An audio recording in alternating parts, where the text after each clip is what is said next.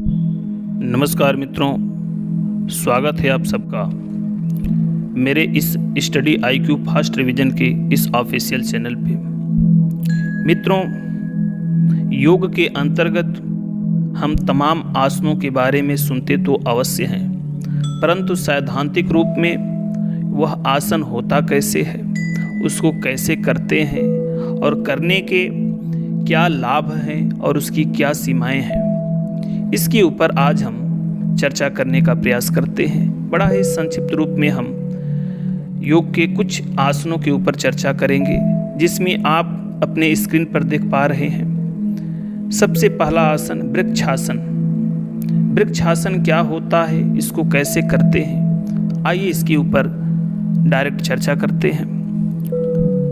तो यह वृक्षासन जो है, यह संतुलन करने का एक आसन है। इसकी स्थिति वृक्ष के समान होती है।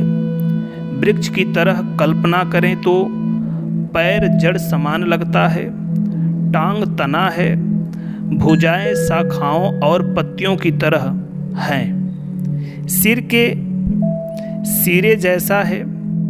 ये सब स्थितियों को वृक्ष का आकार देते हैं।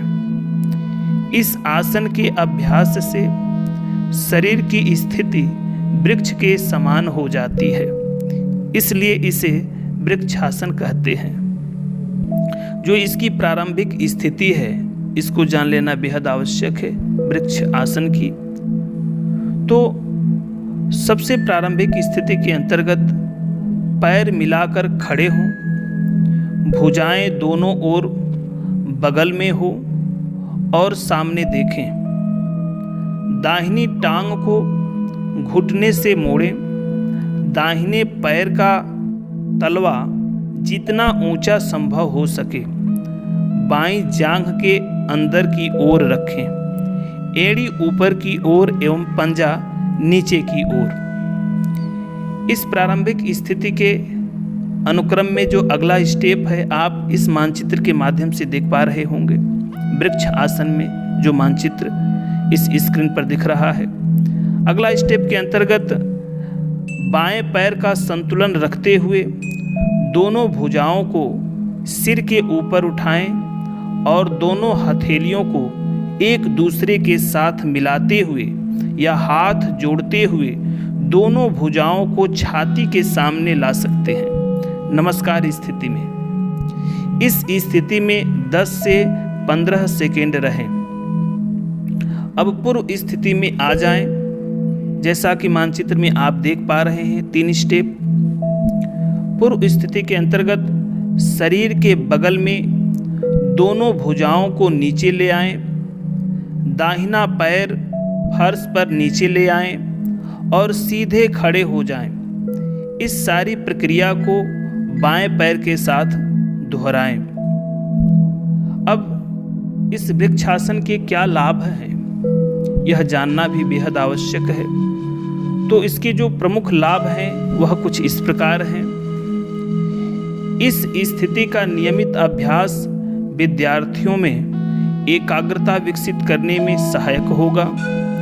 वृक्ष आसन का नियमित अभ्यास शरीर का संतुलन और समन्वय सुधारता है।